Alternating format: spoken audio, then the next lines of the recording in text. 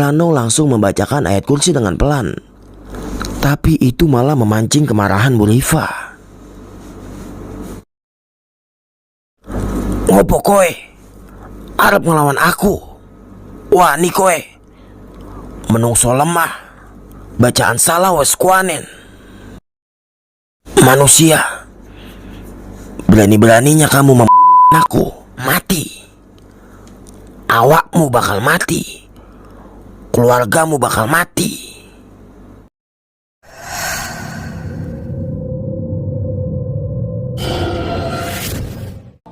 Assalamualaikum warahmatullahi wabarakatuh.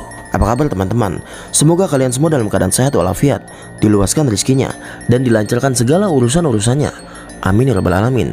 Kembali lagi dengan gua Rizky dalam Menembus Hijab. Pada malam hari ini, gua bakal ngebawain kisah yang ditulis oleh akun Twitter yang bernama Agung Nugro, dengan kisah yang berjudul Sasar Nyowo. Dimana dalam cerita ini ada satu keluarga yang tadinya hidupnya enak nih, dan kebahagiaannya hampir direnggut oleh tetangganya sendiri. Bagaimana kelanjutan kisahnya? Tonton video ini sampai selesai. Sebelum lanjut ke ceritanya, mari dukung channel ini dengan cara like, komen, dan subscribe agar kami lebih semangat membawakan cerita-cerita misteri berikutnya. Dan jangan lupa nyalakan tombol lonceng notifikasinya agar kalian tidak ketinggalan cerita-cerita misteri dari kami. Untuk teman-teman yang ingin membaca ceritanya secara langsung, silakan kunjungi akun Twitter penulis yang linknya saya cantumkan di kolom deskripsi. Dan inilah ceritanya.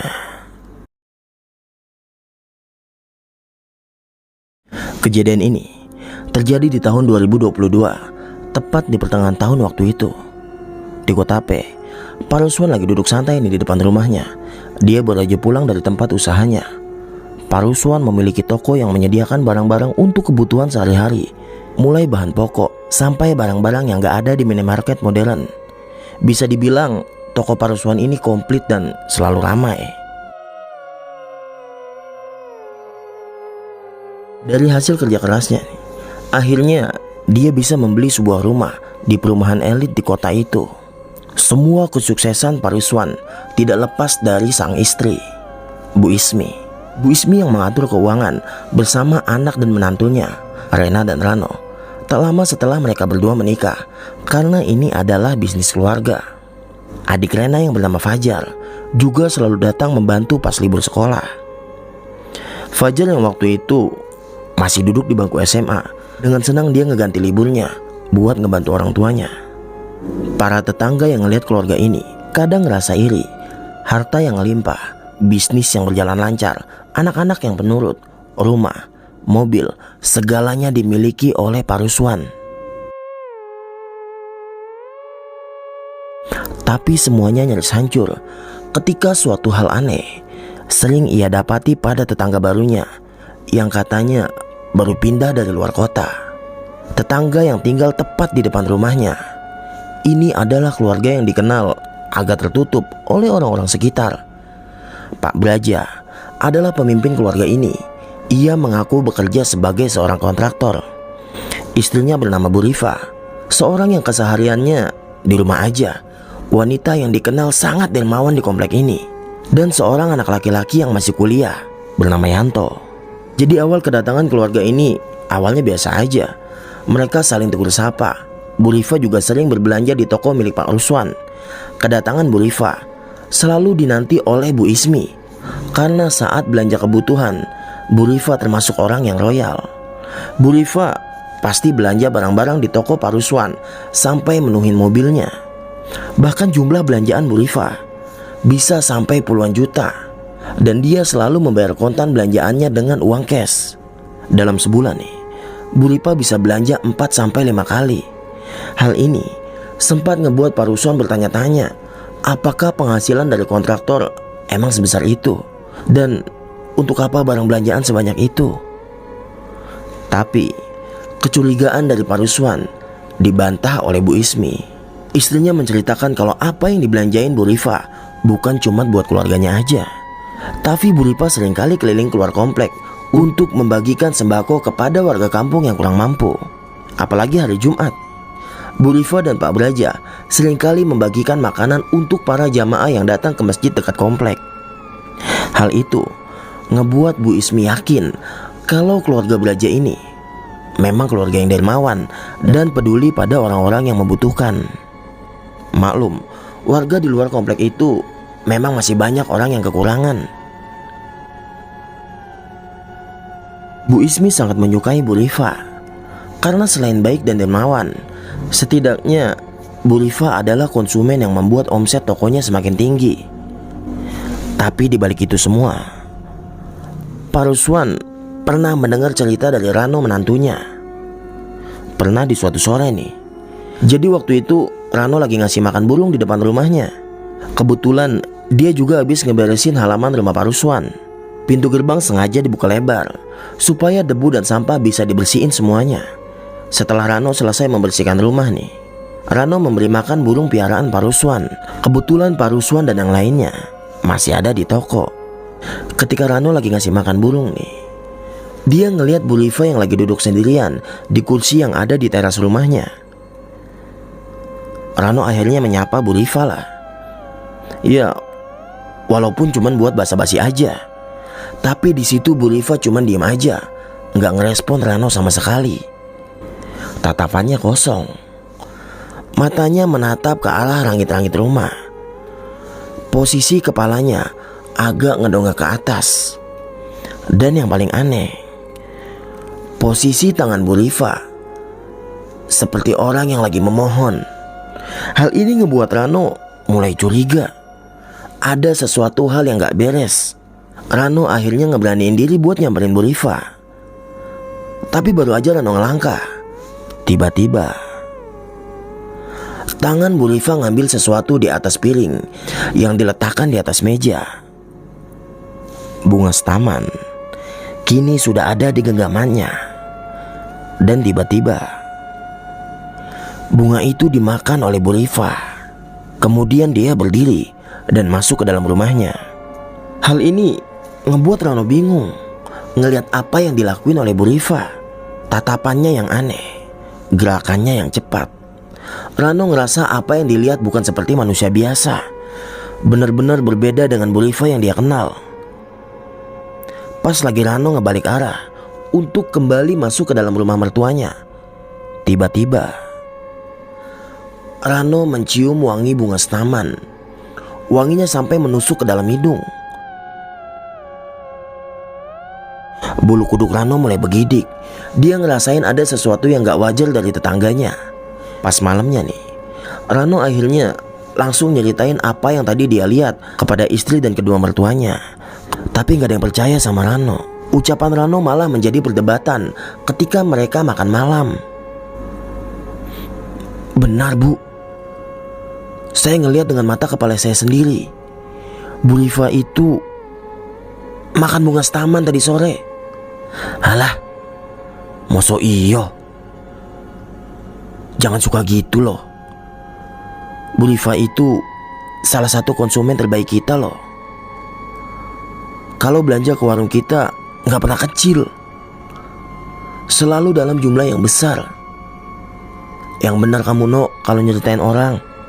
Buat apa toh Bu saya ngejelek-jelekin Bu Rifa? Saya jujur menceritakan apa yang saya lihat tadi. Bukan Bu Rifa yang kamu lihat kali Mas. Lah, menurutmu siapa? Jin? Ya bisa aja loh. Rumah itu kan udah lama kosong. Ya mungkin penghuninya ada yang menyerupai Bu Rifa. Sudah, gak usah pada ribut. Biar tahu kejelasannya, berani gak kamu tanyakan langsung kepada Bu Rifa, biar nanti tidak menimbulkan fitnah.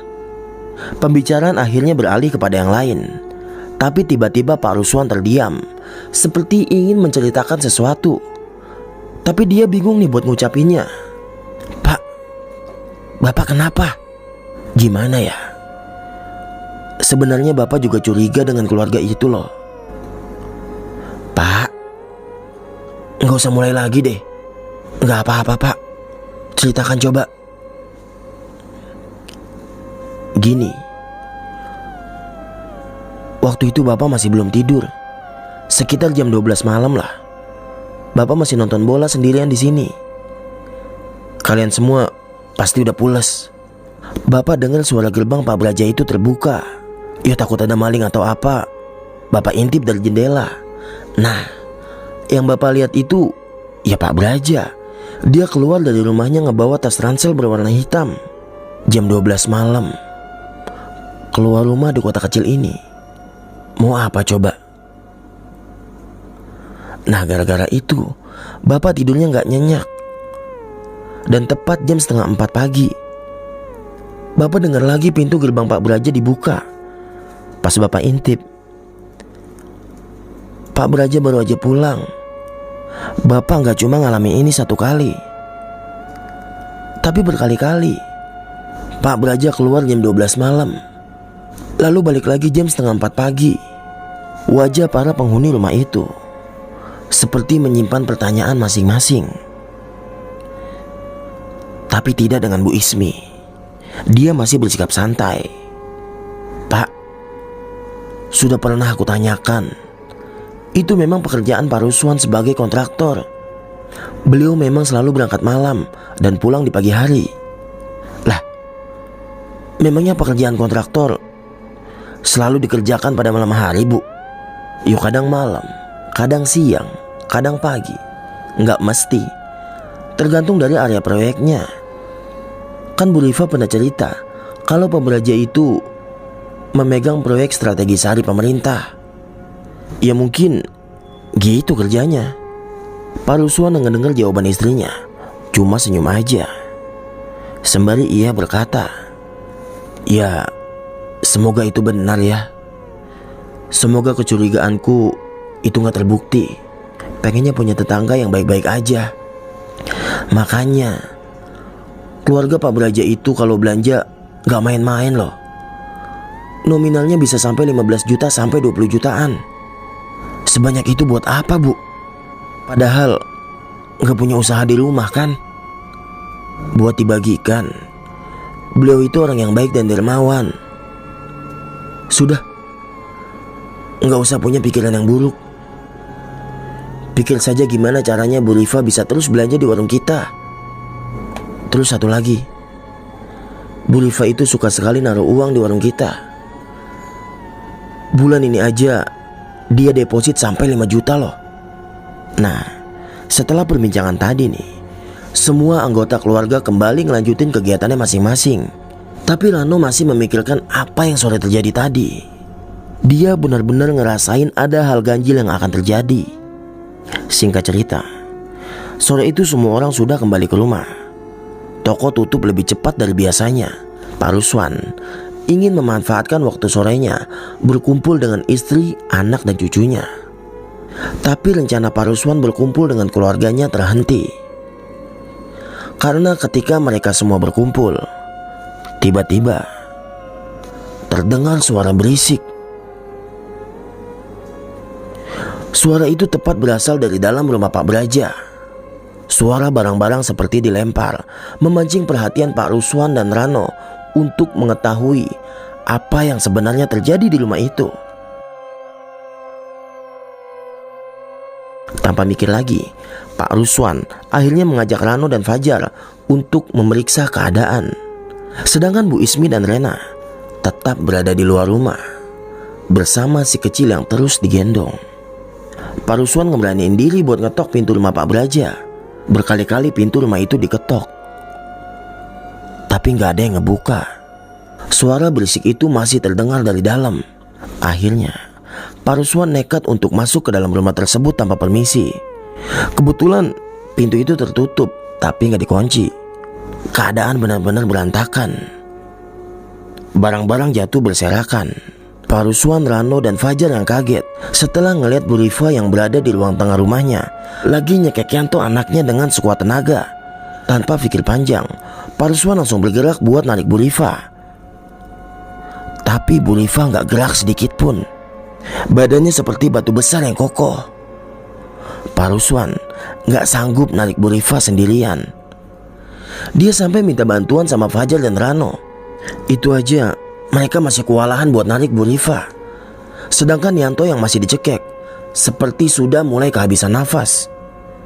Dengan susah payah nih, akhirnya mereka bertiga berhasil memisahkan Bu Rifa dari Yanto. "Panggil Pak Haji, siapa tahu Pak Haji bisa bantu, Jar," suruh Pak Ruswan yang waktu itu masih megangin badannya Bu Rifa. Pas Fajar lagi lari ke depan rumah, tiba-tiba di situ ada Pak Braja yang baru aja pulang. Tanpa basa-basi, Pak Braja langsung masuk ke ruang tengah. Di situ Pak Braja langsung megang kepala Bu Rifa. Bu Rifa mulai berontak. Entah apa yang diucapinnya waktu itu. Tapi seketika itu, tubuh Bu Rifa menjadi lemas dan akhirnya ia jatuh pingsan. Tanda tanya besar memenuhi kepala Pak Ruswan, Rano dan Fajar. Sebenarnya apa yang terjadi pada keluarga ini? Pak Ruswan, terima kasih ya. Maaf, saya jadi merepotkan Bapak. Sebenarnya ibu ini kenapa ya Pak? Kok mau mencekik Yanto? Begini Pak, ini terkait leluhur. Saya juga tidak bisa menceritakan karena ini ranahnya pribadi. Tapi gak apa-apa, Bu Rifa sedang capek aja. Saya bisa tangani ini sendiri kok. Dalam hati Pak Ruswan, sebenarnya dia pengen bertanya lebih dalam lagi. Tapi dia lebih memilih diam, menghormati jawaban dari Pak Braja. "Tolong Pak, jangan ceritakan kejadian ini pada tetangga yang lain ya. Saya jamin ini gak akan terjadi lagi." Setelah sampai di rumah, Pak Ruswan menceritakan semua kejadian itu pada istrinya. Nah, Bu Ismi cuma diam aja, ngedengerin kejadian yang baru aja terjadi. Gak tahu mau percaya atau ngebuang semua pikiran buruk yang ada, dan terus berharap semua akan kembali normal. Pak Ruswan yang masih penasaran dengan keluarga itu, seperti ada rahasia yang ingin terus ditutupi. Setelah beberapa hari kemudian, terdengar suara orang memanggil-manggil Pak Ruswan.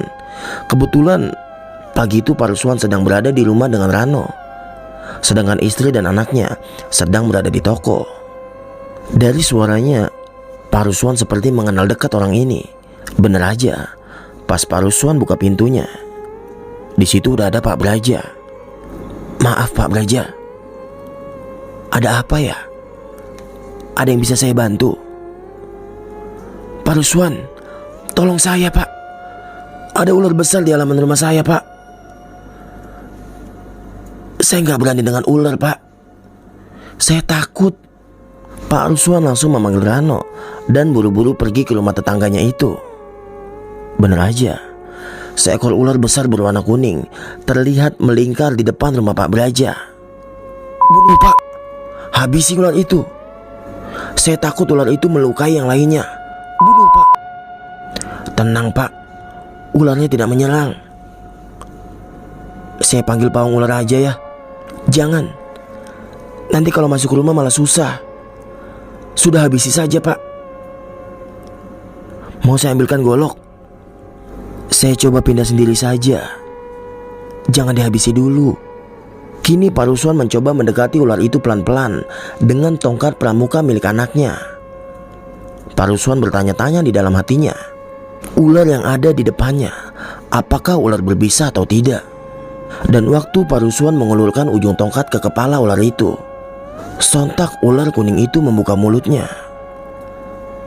Dan ternyata ular itu gak berbisa, tapi emang ukurannya benar-benar besar. Pak Ruswan mencoba menarik ekor ular tersebut pelan-pelan buat megang kepalanya. Tapi apa yang dilakukan Pak Ruswan tidak sesuai apa yang dipikirkan. Waktu Pak Ruswan ingin memasukkan ular itu ke dalam karung, tapi dengan cepat ular itu melilit tangan Pak Ruswan dengan kuat. Suasana menjadi kacau.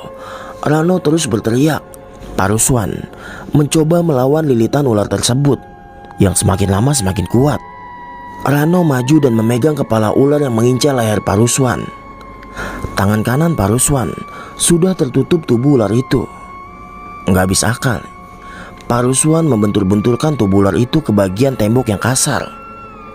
Dengan sekuat tenaga juga Rano melepaskan tubuh ular itu. Akhirnya ular itu terlepas. Dengan cepat Pak Ruswan mengambil tongkat kayu itu, dan karena emosi, Pak Pak Ruswan memukul berkali-kali ular tersebut dengan tongkat.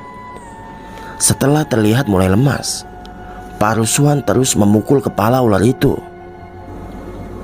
Kini ular itu benar-benar tergeletak tak bernyawa. Tapi anehnya, Pak Ruswan seperti benar-benar emosi. Dia masih terus memukul kepala ular itu.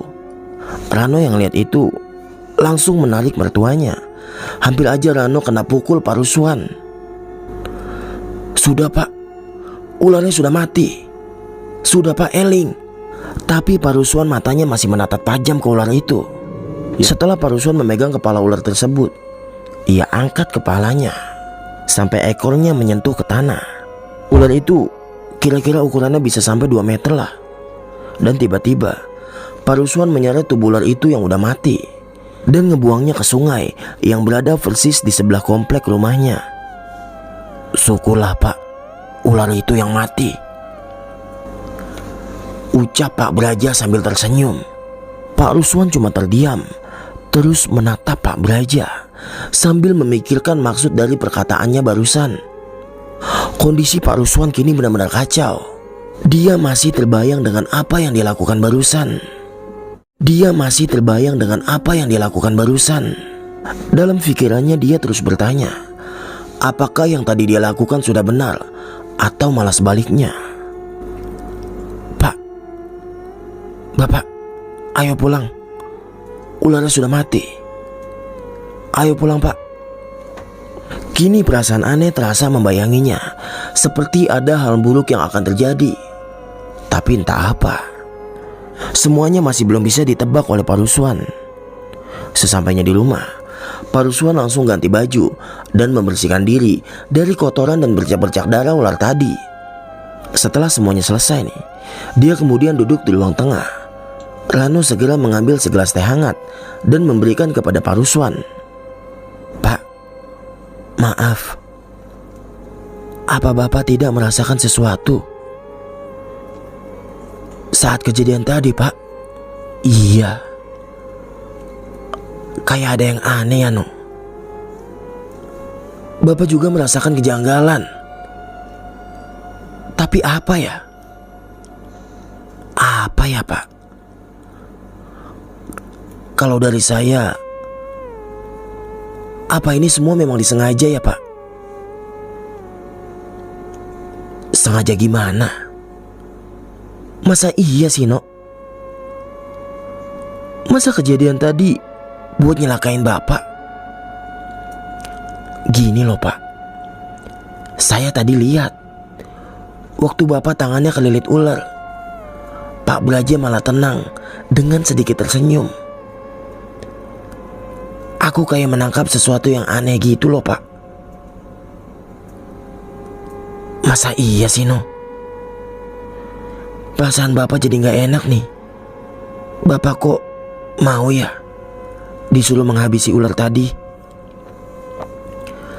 Harusnya gak usah Bapak habisi. Kata teman Bapak, ular itu pertanda gak baik." Singkat cerita, sore pun tiba. Bu Ismi dan Rena sudah kembali dari toko. Fajar juga udah pulang nih dari sekolahannya. Pak Ruswan sedang menggendong cucunya, dan Rano sedang berada di depan sibuk dengan pakan burung. Bu Ismi belum mendengar kabar tentang kejadian pagi tadi. Rano juga belum sempat menceritakan hal itu pada istrinya. Entah sengaja atau memang menunggu waktu yang tepat aja.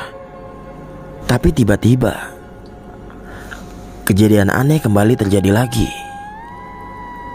Waktu itu Rano lagi asik kasih pakan burung. Tiba-tiba aja terdengar suara berisik dari arah pintu gerbang. Suara pintu gerbang ditendang berkali-kali. Dan saat Rano melihat ke arah luar, dia ngelihat Bu Rifa terus menendang gerbang rumah Pak Ruswan. "Bu Rifa, ada apa, Bu? Kok nendang-nendang gerbang gitu sih?" Di situ Rano ngelihat wajah Bu Rifa yang benar-benar marah. Rano teringat dengan apa yang sebelumnya pernah dilihat ketika Bu Rifa mencekik Yanto anaknya. Rano langsung membacakan ayat kursi dengan pelan. Tapi itu malah memancing kemarahan Bu Rifa. "Ngopo kowe? Arep ngelawan aku? Wani kowe? Menungso lemah. Bacaan salah wes kuanen." Ngedengar suara ribut, akhirnya semua orang keluar menuju sumber suara keributan itu. Wajah Bu Rifa terlihat lebih tegang lagi setelah melihat Pak Ruswan yang berjalan mendekat ke arahnya. Tiba-tiba aja Bu Rifa memasang semacam kuda-kuda dengan posisi tangan kanan di depan dan tangan kirinya ke atas. Jika melihat bentuk gerakan Bu Rifa, dia terlihat seperti ular yang bersiap menyerang mangsanya. Pak Ruswan yang lihat itu menghentikan langkahnya dan agak menjauh dari Bu Rifa. "Manusia, berani-beraninya kamu membunuh anakku." "Sebentar Bu, maksudnya apa? Saya tidak paham." "Anak Anda, lah itu anak Anda ada di belakang Bu."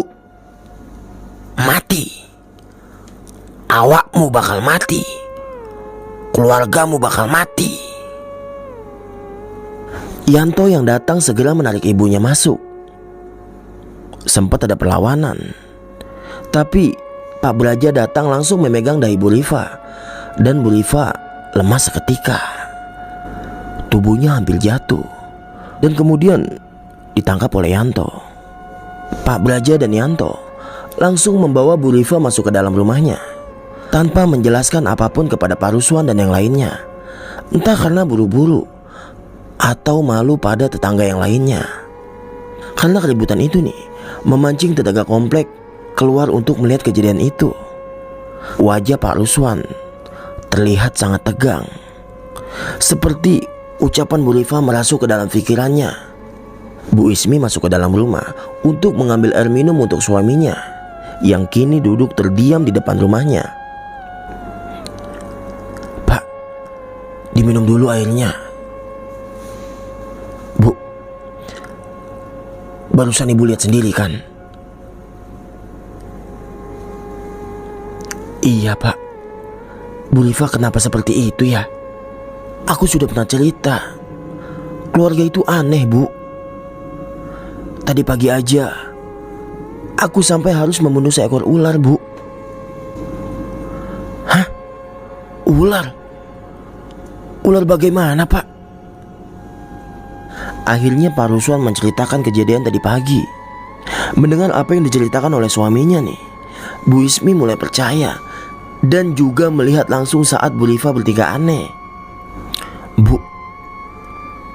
Bapak takut terjadi apa-apa. Tadi Bu Rifa mengancam tentang kematianku, tentang kematian keluarga ini." "Alah Pak, gitu aja kok dipikirin. Anggap aja Bu Rifa lagi gak baik." "Enggak Bu, dia bilang aku membunuh anaknya. Sedangkan tadi pagi yang aku bunuh itu seekor ular. Ini pasti ada kaitannya. Pasti." "Lalu mau apa Pak?" "Bu, besok kita ke rumah teman Bapak. Aku mau cari jawabannya." Singkat cerita nih, keesokan harinya Pak Ruswan pergi keluar kota untuk menemui temannya. Dia percaya ada jawaban yang bisa didapatkan di sana. 2 jam lebih perjalanan ditempuh. Pak Ruswan tidak sabar untuk menceritakan semuanya. Dan setelah sampai di rumah itu, Pak Ruswan langsung menanyakan keberadaan temannya pada seorang yang mungkin itu adalah anaknya. Tapi wajahnya tampak asing. Sepertinya ini pertama kali ia bertemu dengan orang itu. Yang ditunggu akhirnya datang. Pak Ruswan dan keluarganya bertemu dengan Pak Sastro. Ia duduk bersama anak pertamanya yang ternyata baru pulang dari Jakarta.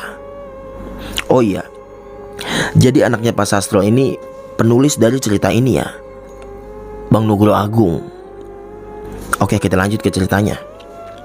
Pak Ruswan langsung menceritakan semuanya apa yang telah dialaminya dan apa yang mengganggu pikirannya.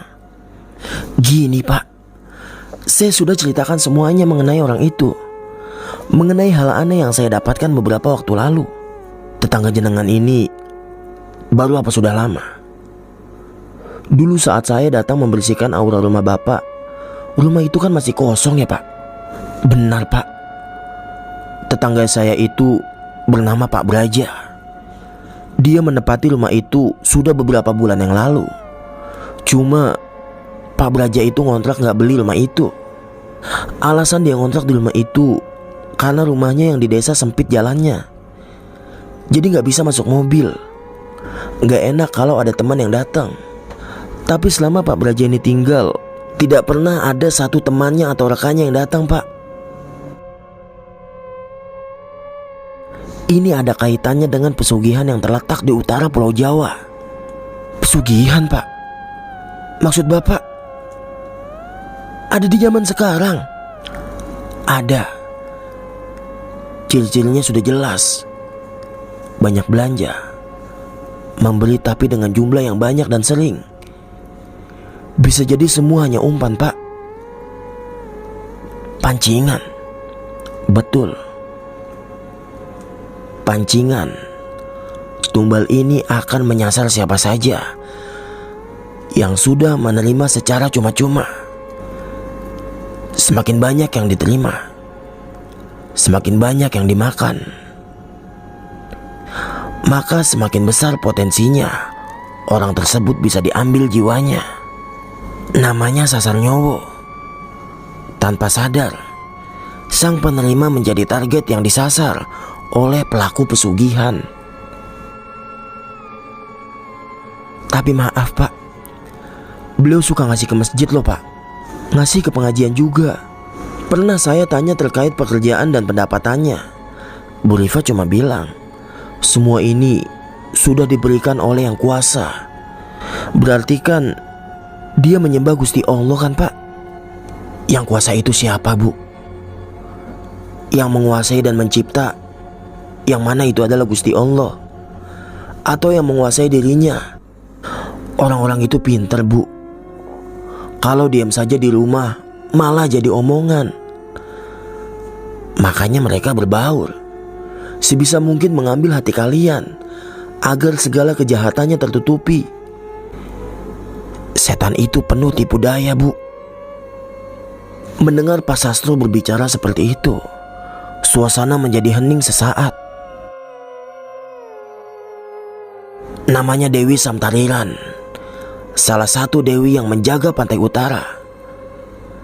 Beliau ini juga dari selatan. Beliau tidak akan memberi jika manusianya tidak meminta.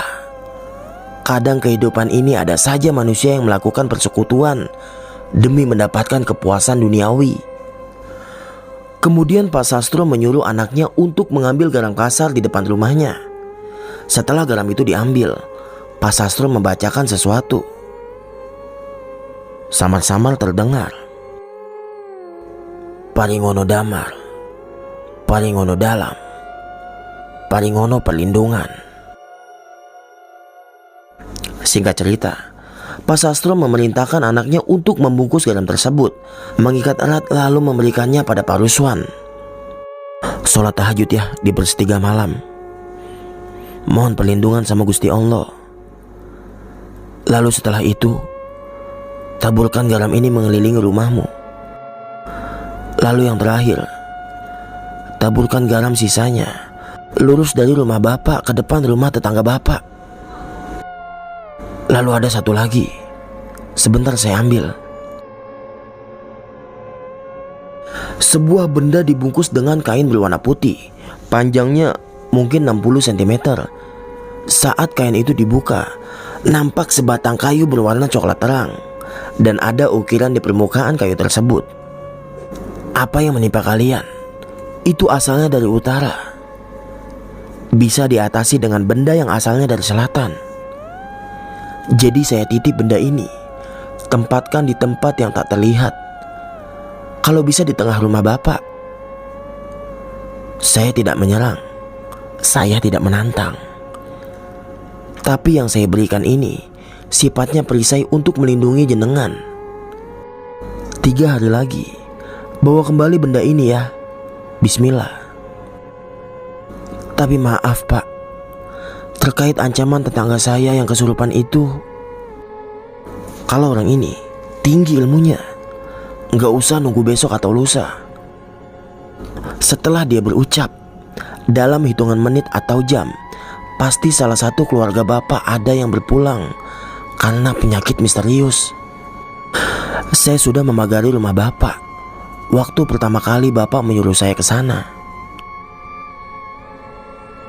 Keluarga Pak Ruswan akhirnya berpamitan pulang kembali ke rumah mereka, membawa apa yang dititipkan oleh Pak Sastro. Singkat cerita, 3 hari kemudian, benar aja, Pak Ruswan kembali lagi ke rumah Pak Sastro pada sore hari. Sekarang cuma ditemani oleh istrinya. Saat bertemu Pak Sastro, terlihat senyum tipis di wajah Pak Ruswan, seperti masih ada yang mengganjal di hatinya. Setelah teh hangat dan cemilan dikeluarkan, Pak Ruswan langsung membahas apa yang sudah terjadi selama 3 hari yang lalu. Entah sebuah kebetulan atau bukan, tapi waktu kedatangan Pak Ruswan saat itu adalah hari Jumat, tepatnya Jumat Kliwon. Pak Ruswan bercerita, setelah melakukan apa yang diperintahkan oleh Pak Sastro, sudah tidak ada gangguan lagi. Bu Ismi juga sudah mengembalikan uang deposit yang diberikan Bu Rifa lewat Yanto anaknya. Namun di hari Kamis pagi, kampung yang berdekatan dengan komplek rumah Pak Ruswan digemparkan. Terjadi sebuah peristiwa yang akhirnya merenggut nyawa di sungai yang bersebelahan dengan komplek. Seorang anak remaja hilang tenggelam. Awalnya ada 5 anak yang berenang. Anak-anak itu sudah sering berenang di sungai tersebut karena arus sungainya selalu tenang. Tapi saat akan berenang, 4 anak remaja berhasil kembali ke tepian. Tapi salah satu anak seperti ditarik oleh sesuatu. Si anak terus-menerus berusaha untuk ke tepian, hingga akhirnya anak itu tenggelam oleh tenangnya arus sungai itu. Menurut saksi nih, anak tersebut udah berusaha naik ke permukaan, tapi kembali ditarik ke dalam. Polisi dan tim SAR akhirnya datang ke lokasi. Pencarian pun dimulai dari pagi sampai sore. Tapi pencarian tidak bisa dilanjutkan karena cuaca semakin buruk. Hujan disertai angin mengguyur lokasi tersebut. Polisi dan tim SAR beranggapan bahwa kemungkinan besar remaja tersebut sudah tidak selamat. Mungkin terbawa arus sungai yang cukup jauh. Awalnya saya tidak berpikir macam-macam Pak. Mungkin itu memang sudah takdir anak itu aja. Tapi keesokan harinya Pak, pagi tadi, rasanya ada yang aneh. Semua anggota tim SAR menyisir sungai dari tempat kejadian sampai hampir ke daerah pesisir pantai. Tapi yang janggal adalah mayat remaja itu ditemukan tepat di tempat saya membuang ular yang pernah saya bunuh. Di tempat situ persis Pak, mayat remaja itu mengambang, tidak jauh dari tempat remaja itu pertama kali tenggelam. Padahal petugas sudah mengira kalau anak ini sudah hanyut jauh.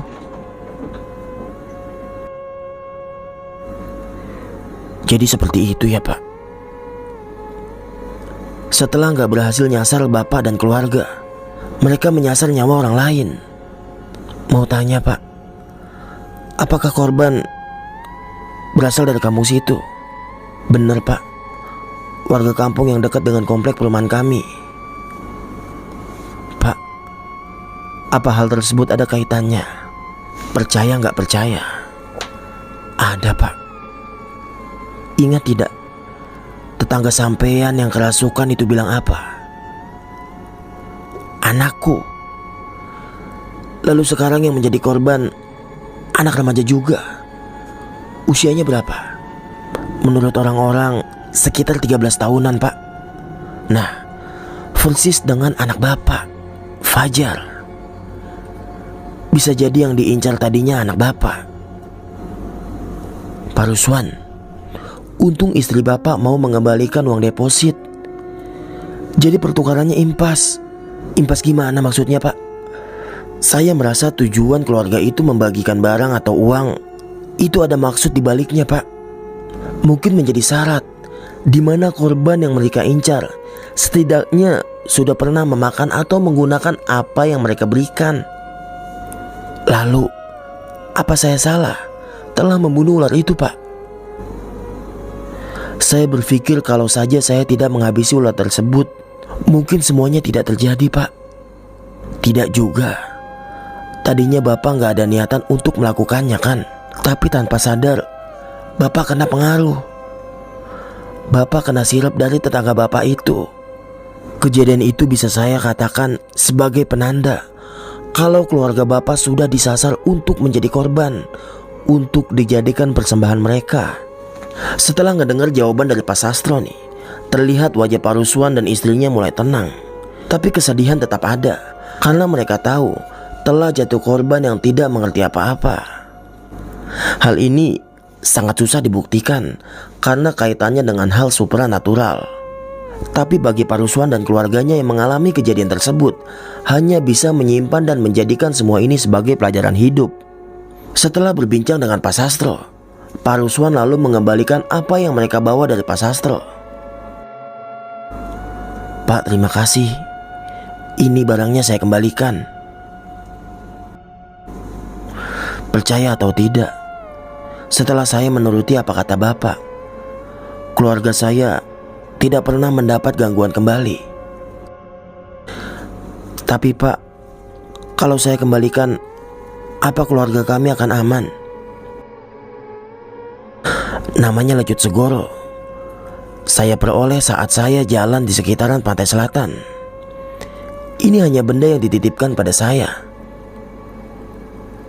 Tidak tahu kenapa tongkat ini datang kepada saya. Benda ini saya gunakan hanya sebagai penanda. Malam setelah Pak Ruswan pulang, saya wiritan meminta petunjuk kepada Gusti Allah. Makanya saya minta Pak Ruswan untuk sholat tahajud, biar doanya makin banyak. Manfaatnya tambah besar, Pak. Maaf Pak Ruswan, apa boleh cerita ini saya ceritakan? Tujuannya apa ya, Mas? Saya ingin cerita ini menjadi pembelajaran, Pak, agar yang lainnya tahu kalau masih ada hal semacam ini.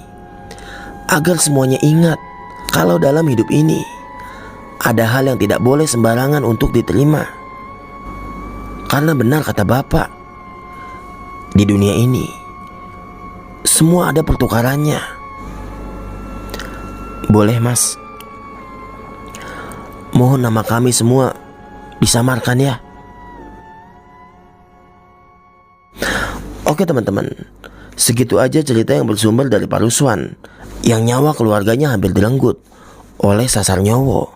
Dan semoga kejadian ini menjadi pembelajaran untuk kita semua. Dan akhirnya saya Rizky izin pamit. Selamat malam, selamat beristirahat. Wassalamualaikum warahmatullahi wabarakatuh.